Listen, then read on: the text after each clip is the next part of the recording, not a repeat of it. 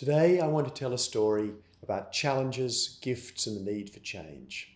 It's my story and it starts with primary school. At primary school I discovered that I really couldn't spell.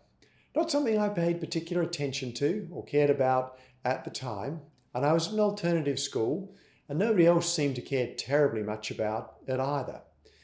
As I went along through primary school, it became clear that I really couldn't put many words together in ways that anybody could read, and I got a little bit of help.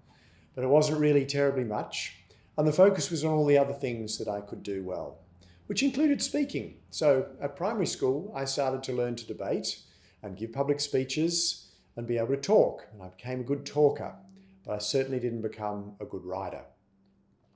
And primary school went okay, nurturing the whole person, the whole of life. But when I got to secondary school, the challenge of not being able to spell became really evident. Along with it, actually, was quite a struggle with a range of math skills, not least times tables and other things that were heavily short-term memory dependent. Now at the time, I had no idea why any of this was. It was just something I found hard.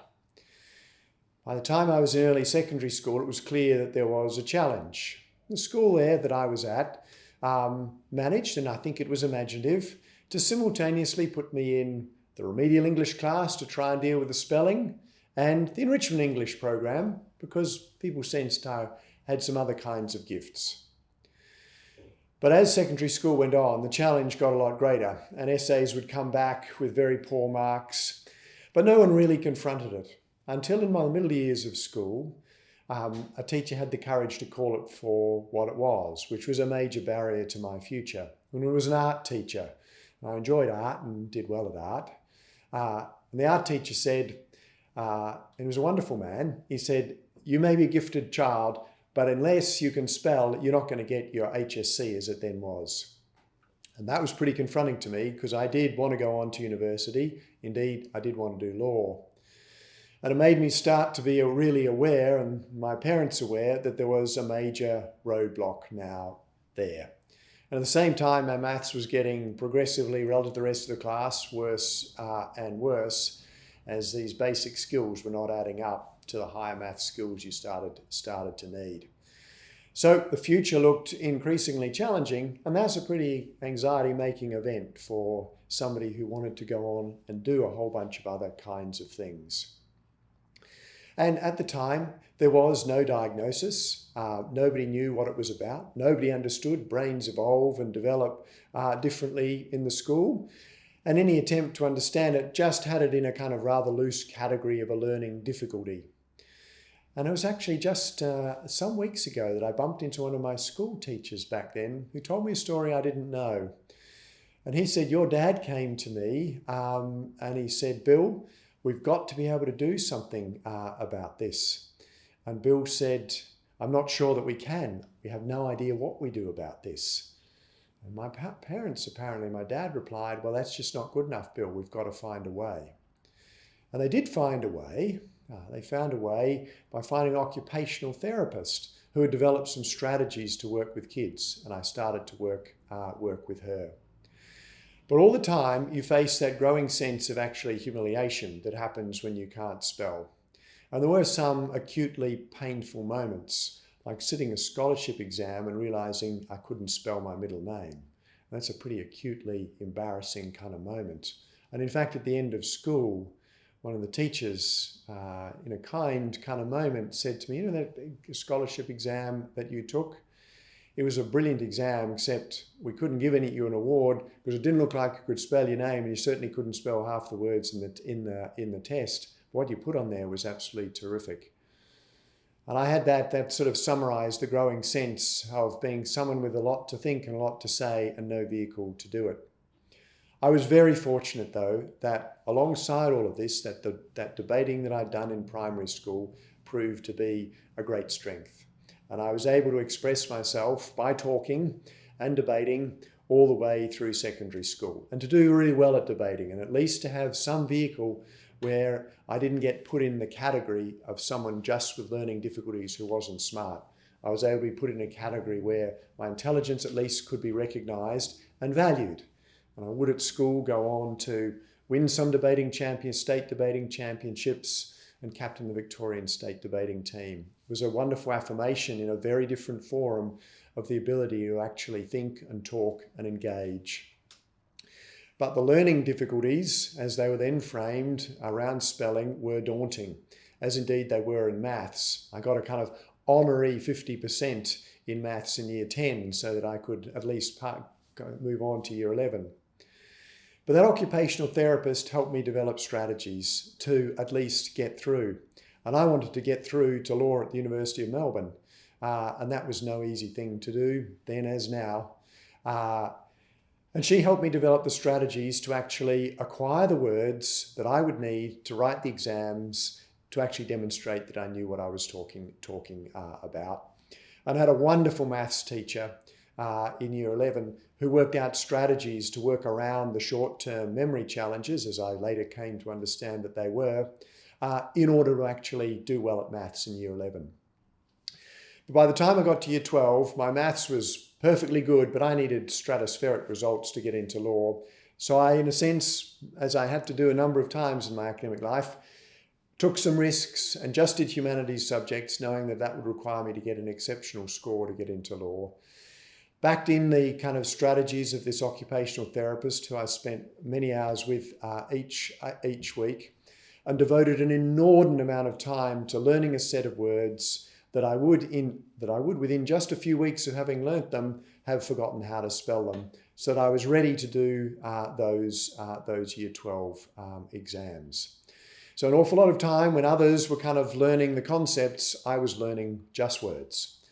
But it worked. It was a strategy in the end that worked, and by enormous kind of support from parents, the occupational therapist, and wonderful teachers who never gave up on me being a smart kid, saw me get through and get into law at the University of Melbourne. Something I would never have been able to do without all of that support, without people seeing past my challenges in terms of all that kind of spelling and maths to who it was, the thinker underneath all of that. But it was a very difficult and painful journey at many points, with plenty of humiliations along the way. Any time, in a sense, I had to use language publicly, trying to get me to write on a blackboard or put my words out in any public forum was always a moment of absolute terror when I had to do it. University didn't make life any easier. In fact, in some ways, it got a lot more difficult, because in that exam heavy world, I discovered that there was very little sympathy. And yet the absurdity of the situation became even more apparent. My first year of law, they have what they call a mooting competition. It's like legal debating. You get to debate against other law students. And I participated in the first year mooting competition against all the other kids from all around the kind of state and country. And along with my partner, we won the first year criminal law mooting competition. It was all on the kind of main sort of law we were learning that year. So I could out-argue them and do that in front of real judges in the end. When the results came back for the exam in criminal law, exactly the same material, I got called in by the lecturer who was trying to find a way to give me a pass on the criminal law exam. So the true absurdity of being able to demonstrate your intelligence in one way and absolutely struggle to demonstrate it in another way, in the way that actually people cared about. And so if you look at my university transcript, the best predictor of the mark is not the subject, but the form of assessment. So very quickly I learned I couldn't do subjects that involved exams where inevitably my spelling would trip me up and all of the issues that went along with that. I had to do other kinds of assessment. And that was the only way that I would be able to get through. And my marks remained pretty middling all the way through to my final couple of years, precisely because I had to keep sitting compulsory subjects with exams. And that was painful and frustrating and gave a sense again that my future would be limited because I just couldn't demonstrate what I was good at. All the while, I have to say, I kept debating and across the whole of my university life, did that at a world championship level and in the end, did extraordinarily well in that field consistently over my entire university time. But university itself was a heck of a challenge. Fortunately, my final couple of years, I was able to just write and do well. And a combination of writing, all of the other extracurricular activities, and all of that other work on being a whole person that I had continued to focus on enabled me to win a scholarship to Oxford. And there, as a Rhodes Scholar, I confronted the challenge again, but in a very different environment. At Oxford, as I discovered, there were a lot of dyslexics. They were well familiar with it, and Britain was light years ahead of where Australia was at the time. And in fact, by great good fortune, in my first summer there, I actually was able to have it diagnosed that I had dyslexia. And as soon as the university understood, they were immediately reassuring. They said, don't worry, we have lots of dyslexic people here. We make appropriate allowances. We're interested in whether you can think, not whether you can spell. And so from then on, it was a very different universe for me. A universe where I felt truly supported to explore and grow my thinking and to be engaged and supported in an academic environment that truly saw me much, much more for who I was. And one highly suited to that, actually, because the mix in most of the learning was far better balance between written and talking. The kind of model of learning there was, while you'd write an essay, every one of them you'd sit down and talk through with your tutor. That was the main form of learning. And even with exams, you'd sit exams and then you'd turn up for an oral examination on what you'd written, both when you was doing my master's program and then again as a PhD. It was an infinitely fairer way of doing it. And in all of these cases, they discounted the spelling errors in any of that exam work. And for my PhD, at the end of it, it went very well. And in the examiner's comments at the end, it said, this is a fantastic PhD. There are a few more spelling errors than we would normally expect. But it was a side comment. It wasn't a fatal comment. And the real thing was everyone had focused on what had actually been got done.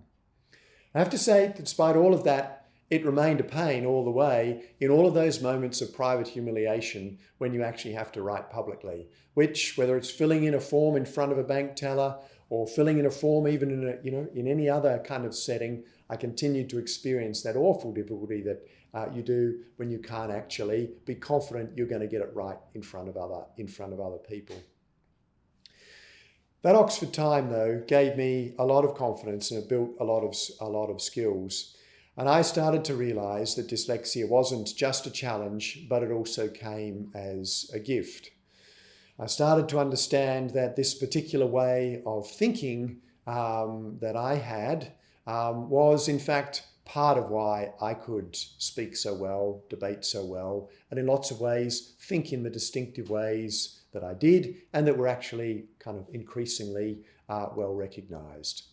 And over the years, I began to learn about what that kind of thinking was and what a huge gift that kind of ability to think is. And for me, it really is an ability to think in wholes, to see how the world works as a joined up reality, how it works as a system, to be able to see the patterns in things, whether they're patterns in images or patterns in ideas or patterns in the stream of events going on around me. And that gave me, it was the foundation of my ability to do the academic work I did. And then when I went on to be a management consultant at McKinsey & Company, which is a strategic consulting firm providing advice to leading corporations and governments around the world, it was that actually ability to think very strategically, because I could see the whole, I could see the opportunities, I could see the challenges that enabled me to thrive there in an environment that's an extremely kind of competitive, high-performing environment. Those abilities enabled me to work really well. I also see the dyslexia as contributing to an ability to engage and read people. And that ability, again, to engage and read people proved important and an opportunity and a strength through all of my growing up, as I came to realise, and then very much when I was able to be at work as well. And the ability to think creatively, to actually be in that kind of cliched way, to think outside the square, because left and right of your brain are joining up in a different way and you're drawing together different pieces. And perhaps it was added to by the gift of having grown up in a household with a mother who was an artist and a father who was a lawyer. Two types of thinking never seemed to me, in my mind, different. They were just one, bringing all that together, one holistic way of thinking and engaging creatively. And that really mattered. So I found in the course of my professional life that these became gifts. And I have to say there was some good luck along the way as well. When I worked at McKinsey, I discovered that they had proofreaders. So that fear of writing text and having nobody read it was overcome. It was part of their system. That there would be someone who made sure that any word I wrote was never going to be go beyond the office without being checked and corrected. And of course, over time, spell checkers and digital technology made life a lot easier and helped you actually accumulate words. When I type in, as I still do with occasional words today, type a word in 3 or 4 different times till I get the spelling right. Over time, I've slowly accumulated a lot more words, and I struggle to spell very few words these days, though there are still some that catch me up. And there are still moments where, when I'm writing in that dyslexic way, I will omit words from a sentence. And sometimes people are a bit puzzled, think I must have written a bit quickly, but actually, it's actually I never saw it in the first place.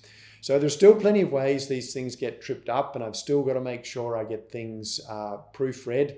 But all of that time has made an enormous difference to be able to operate in the world. And this is really where it comes to the need for change. I'm very aware that I've been lucky.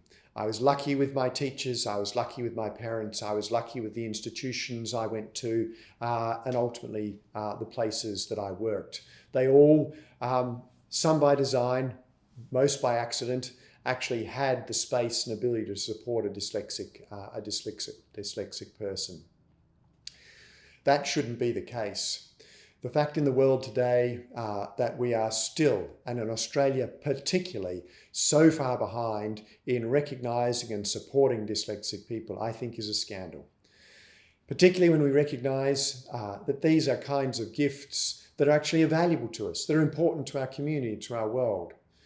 But I'm all too conscious of the countless people still suffering all of the barriers, all of the humiliations, all of the challenges that I went. And really, very little has changed in lots of ways. Yes, we do diagnose it today more often than we used to. At least it gets talked about. But I have dyslexic children, and I can't tell you how little has changed in schools, how ill-prepared too many schools are, too many teachers are to actually be able to help dyslexic kids thrive and grow. And that's a scandal given how much we know about it. And it really does need to change. We're thwarting the futures of so many wonderful children. And of course, we're denying our broader community the opportunity to benefit from their great gifts. And I know in universities that I have some responsibility for, things have to change as well. We still don't do nearly enough to help our academic staff understand that in their midst there will be dyslexics. We all have to be able to say, as they did at the University of Oxford, we have plenty of dyslexics here, and we know that they're smart and they're capable, and we help them to thrive and succeed. We need to do that better. We need to be supporting them better, making it clear those allowances are there to enable their own intelligence to shine and flourish and grow. We've still got a great deal to do, which is why it's so important that it's an open conversation. And I have to say that is a lot about breaking stigma. That's the thing that we've really got to change. I never talked about being a dyslexic until I'd actually returned to the university, had a full and successful career, and then had come back to a university college environment. It wasn't till then that I felt I'd achieved enough in the world that I wouldn't be stigmatized as somehow not smart or not capable because I was a dyslexic person. How many people today still feel that fear of the stigma of not being thought to be smart, to have a learning difficulty that means you're not as clever? Far too many still. So we have to break the stigma. We have to be able to recognize that challenge it presents, it's also a gift and a strength. We have to actually make sure that this true cognitive diversity is valued and recognised, not stigmatised, as I think it still is far, far too much today. So it is a wonderful thing that we're having conferences like this to talk about it, to galvanise action towards it, and to make sure the world truly understands what we could be if we were only able to nurture and support dyslexics better. Thank you.